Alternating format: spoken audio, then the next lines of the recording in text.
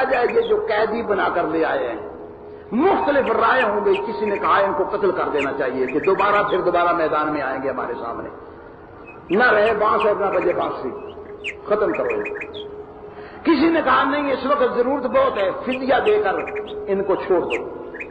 کسی نے کہا کل ممکن ہے تمہارے ساتھ بھی ایسا ہو کہ سارے ان کو چھوڑ دو. بہرحال مختلف رائیوں میں جس بات پر اتفاق ہوا وہ یہ تھا کہ ان کا فدیہ دے کر ان کو چھوڑ دو. فدیہ کون دے؟ وہ پچھلے وارث جو مکہ میں رہتے ہیں کہ تم جاؤ اپنے آدمی کا اتنا پیسہ مقرر ہے, اس میں نقدی, اس میں مال جو کوئی تمہارے پاس ہے وہ بھیج دو. اتنی قیمت کا مال آ گیا تو تمہارا آدمی رخصت کر دیا جائے گا, چھوڑ دیا جائے گا. بات لمبی ہے نا, مختصر کر رہا ہوں. انہی باتوں میں محمد الرسول اللہ صلی اللہ علیہ وسلم کے اس داماد کی بھاری بھی آ گئی کہ جاؤ وہ فدیے کی رقم. اللہ اکبر, فدیہ آنا شروع ہو گیا اور لوگ چھوٹنے شروع ہو گئے. دیر تک ابو العاص عمر بن عاص نہیں چھوٹے, قید میں رہے. ایک دن ایک نماز تھی, اب میں یقین سے نہیں کہہ سکتا کہ وہ زور کی تھی یا اثر. پیغمبر اسلام صلی اللہ علیہ وسلم نماز پڑھ کر تشریف فرما بیٹھے ہی تھے کہ وہ فدیے کی رقم پیغمبر اسلام صلی اللہ علیہ وسلم کے سامنے لانے والے نے پیش کی. یہ کس کا فدیہ ہے؟ محمد رسول اللہ کے داماد کا, جو وقت کا حکمران ہے, ساری حکمرانوں سے بڑا حکمران, آخری عدالت جو ہے اس ملک کی, اس کا داماد. وہ جب فدیے کی رقم سامنے آئی ساتھ ہی آنسو امٹ پڑے, دل پر را گیا. آخر لوگ دیکھتے ہیں نا چہرے پر, آپ بھی دیکھ رہے ہیں, میں بھی آپ کی طرف دیکھ رہا ہوں, آپ سب ایک کو دیکھیں تو وہ اور بات ہے نا. دیکھ رہے ہیں کہ رسول کے تہور, رسول کے آنسو صلی اللہ علیہ وسلم کیوں آنسو پی گئے.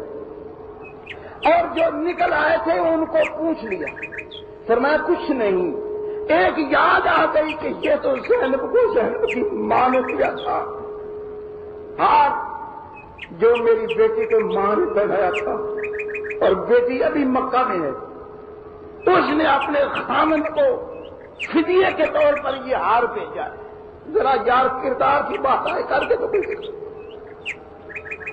یہاں تو پارٹی بیس ایسا ہے کہ جو چاہو کرو, پارٹی میں آ گئے تو سب ہضم. آج تک تمہیں غدار کہتے تھے, آج تک تم پر ہزاروں الزامات موجود تھے, لیکن جبھی تم پارٹی میں آئے سارے کے سارے الزام ختم. اب تم ملک کے غدار بھی نہ رہے, تم ہی سب سے مہربان. لیکن ادھر محمد الرسول اللہ کی لائی ہوئی مساوات میں دین میں بات تو کرا, غور تو کرو. جب بیٹی کا وہ ہار سامنے آیا, آنسو آئے, پی گئے, اور فرمایا ایسے بات ہے یا رسول اللہ ہم یہ ہار باپ. فرمایا نہیں سب کا فدیہ ہے, یہ بیت المال کا مال ہے, نہ میں چھوڑ سکتا ہوں نہ تم چھوڑ. ابو العاص, عمر, تم میرے بڑے داماد ہو, ابھی تم اسلام میں نہیں. آپ اندازہ کیجئے کہ اسلام کے بارے میں رسول نے بالکل نہیں کہا کہ تم مسلمان ہو جاؤ. بعض روایات میں 70 دن رہے, بعض میں 45 دن رہے. بہرحال جتنی مدت بھی رہے, رسول نے ایک بار بھی یہ بات نہیں کہی کہ عمر مسلمان ہے. عمر کی مرضی, یہ اسلام کا دل کے ساتھ تعلق ہے. جب یہ دل کے اندر خود کر جاتا ہے تو اس وقت جب لا الہ الا اللہ نکلتی ہے اس کا کوئی مزہ ہی اور. اور جو مجبور کر کے کلمہ پڑھوایا جائے نسلاً بعد نسلاً جو ہم کلمہ پڑھ رہے ہیں وہ اثر کیوں نہیں رکھتا؟ اس لیے کہ اس کلمے کے اندر وہ چیز ہی نہیں ہے, تو رواج ہے. یہ رواج کے طور پر ہم کلمہ پڑھ رہے ہیں, ورنہ وہ کلمہ اللہ اللہ ایک ہی بار پڑھ لینے سے انسان کی حالت ساری بدل جائے. بہرحال عمر, آپ کی دیانت پر اب بھی تم کافر ہو, لیکن تمہاری دیانت پر میں شک نہیں کرتا. ہائے اللہ, اللہ ایسا کردار, اللہ ایسا قانون خدا کرے کہ کہیں ہم کو بھی مجھے جس کے ساتھ ذرا مخالفت ہو کوئی بات اس کی ہمارے دل میں نہیں ہے، اس کی کسی بھلائی کا ہم اعتراف نہیں کر سکتے، ہر بات کو برا کہیں گے اس لیے کہ میری پرخاش ہے، میں کیسے برداشت کر لوں؟ ادھر رسول ہے، اتنی برداشت ہے کہ داماد بھی ہے کافر بھی، تبلیغ بھی اس کو اس انداز میں مجبور بھی نہیں کیا جا رہا، احسان بھی نہیں کیا جا رہا، اور اس کی دیانت کا اعتراف بھی کیا جا رہا ہے، کافر ہے۔ دیانت کا اعتراف بھی کیا جا رہا ہے، کافر ہے۔ سوچ لو میں کیا کہہ رہا ہوں۔ تم 100 بار مسلمان ہو لیکن جماعت کا نہ ہو، پارٹی نہ ہو کہ تو بد دیانت ہے، ہاں کوئی ہے، کوئی اس کی دیانت کا اعتراض کر کے تو دکھائے۔ 100 بار اس کی دیانت صحیح ہو لیکن ہم پارٹی کا نہیں ہے تو کبھی اس کی دیانت پر حرف زنی کریں گے جب کریں گے۔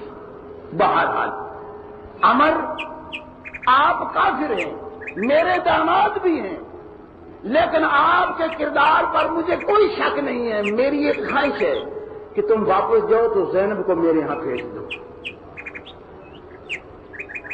زینب میری بیٹی، امر اللہ مکے گئے، ادھر وعدہ کیا تھا محمد الرسول اللہ صلی اللہ علیہ وسلم فدیہ دے کر چھوٹے تھے، پہلا کام جاتے یہی کیا کہ زینب کو تیار کیا کہ تم ابا کے پاس چلی جاؤ، میں وعدہ کرایا ہے۔ کردار اس کو کہتے ہیں، کافر ہے لیکن کردار اپنی جگہ پر ہے، کردار صحیح ہے تو ہم اس کو غلط نہیں کہہ سکتے، کافر ہے لیکن کردار کا صحیح ہے۔ مسلمان ہے، کردار کا غلط ہے، کردار کا برا ہے تو کہیں گے برا ہے، ایک بار نہیں 100 بار کہیں گے کہ برا ہے۔ اسلام اس کو کہتے ہیں۔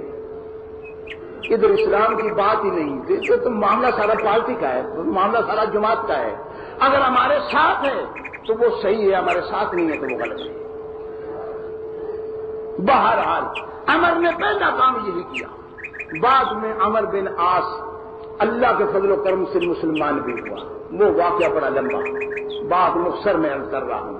کہنے کا مطلب یہ ہے کہ اصول اپنی جگہ پر ہوتے ہیں، بات اصولوں پر ہوتی ہے، اصول کو چھوڑ کر فروعات کو نہیں بنایا جا سکتا، فروعات پر بحث نہیں ہوتی۔